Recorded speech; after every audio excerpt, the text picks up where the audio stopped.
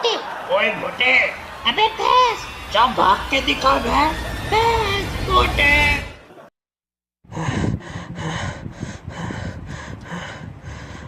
ये मैं कहाँ हूँ? एक बुरा सपना था।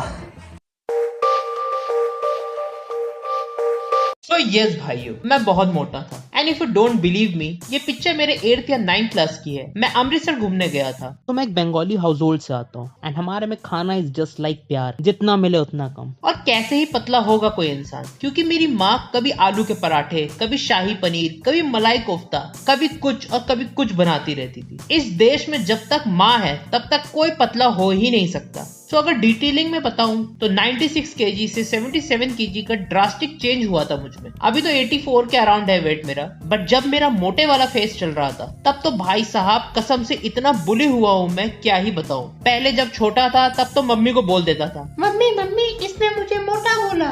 और फिर मेरी मम्मी झांसी की रानी की तरह, अभी बताती हूँ किसने मेरे बच्चे को परेशान किया, अभी सबकी हड्डी पसली एक करके आती हूँ।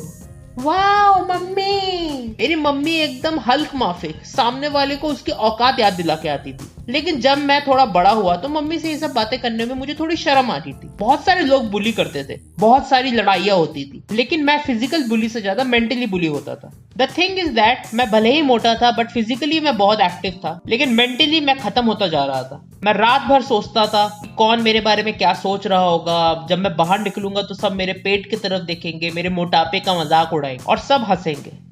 But the good thing was that कि मैं कोई भोंदू सा बच्चा नहीं था। मेरे में अच्छा खासा कॉन्फिडेंस था, किसी से भी बात कर लेना, कोई भी कन्वर्सेशन में इन्वॉल्व हो जाना। सबसे बुरा तो तब लगता था जब कोई आके मेरे पेट या फिर मेरे चेस्ट को दबा के चला जाता था। और मेंटली मैं खत्म होता जा रहा था। ये बात ना मैंने अभी तक अपने पेरेंट्स या फिर किसी भी टीचर्स को नहीं बताई थी। लकीली बाय गॉड ग्रेस मुझे बहुत ही अमेजिंग दोस्त मिले, चाहे स्कूल की बात करो, कॉलेज की बात करो या फिर ट्यूशंस की बात करो। उन लोगों की वजह से मैं कभी भी उतनी बुरी हालत में नहीं गया, लेकिन बैक इन माइंड ये सारी चीजें मेरे दिमाग में रिपीट होती रहती थी। यही सब करते करते स्कूल खत्म हुआ और मैंने कॉलेज में कबीर सिंह की तरह एंट्री ली। घंटा पापा के साथ स्कूटी में एंट्री ली थी मैंने। और अगर तुम लोग इस चैनल में बहुत पहले से जुड़े हो तो तुम लोगों को पता होगा कि मेरा एक पहले सिंगिंग चैनल हुआ करता था। तो yes, I was Udit Narayan of my time. अरे मैडम जी एक सिग्नेचर ले लो गाल पे। सो कॉलेज में हमने हमारी क्लास का स्टार्टिंग में जो वो वाला ग्रुप बनता था जो हमेशा के लिए all time for ever friends वाला ग्रुप होता था, वो व्हाट्सएप में बना दी जिसमें बहुत सारे लोग जुड़े थे। लेकिन एंड में जाके उसमें केवल 1 या 2 बंदे रहते थे। तो उस ग्रुप में किसी डेढ़ शाने ने मेरे YouTube से मेरी फोटो निकाल के उसमें लड़कियों वाला फिल्टर लगा के और भैंस की फोटो चिपका के पोस्ट कर दी। एंड हर कोई उस ग्रुप में हंसने लगा, मोटा बोलने लगा, चिढ़ाने लगा, मजाक बनाने लगा। तो मैंने वो फोटो हटवा दी थी। लेकिन भाई साहब इतना बुरा लगा था मुझे उस टाइम। 2020 में लॉकडाउन लग गया, मेरा वेट और बढ़ने लगा, 96 प्लस हो गया था मैंने एक दिन अपने आप को शीशे में देखा और मैं खुद को ही नहीं देख पा रहा था। That was the turning point, that was the click for me. Exercise करना चालू किया, खाना थोड़ा कम किया and boom, in 1 year I was 81. Lockdown हट गया था, I was ready for my Kabir Singh entry and सबकी फाड़ने के लिए एकदम तैयार था। और जैसे ही मैंने एंट्री ली कॉलेज में, सबके मुंह जबड़े से अलग हो चुके थे, सबके मुंह खुले के खुले हो गए थे और मुझे ही देखे जा रहे थे। तो the proudest thing of this fat loss journey is that जब मैंने कॉलेज में एंट्री ली थी तो मुझे इतना बुली किया गया था ऑनलाइन व्हाट्सएप ग्रुप में, जो मैंने तुम लोग को बताया अभी।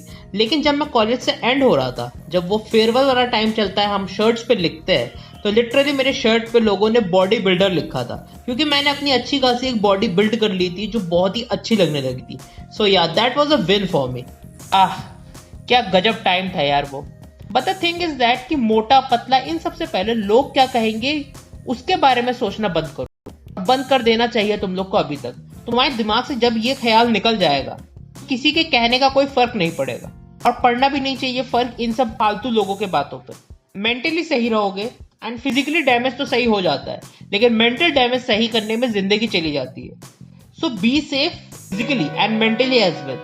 ये वीडियो इतनी थी, मिलता हूँ तुम लोग से किसी और वीडियो में। मेरे चैनल को प्लीज सब्सक्राइब कर दो, मोनेटाइज कर दो यार प्लीज, एंड मेरे गेमिंग चैनल को भी सपोर्ट करो, उसमें मैं वीडियोस डाल रहा हूँ। एंड मिलता हूँ तुम लोग से नेक्स्ट वीडियो में, तब तक के लिए बाय।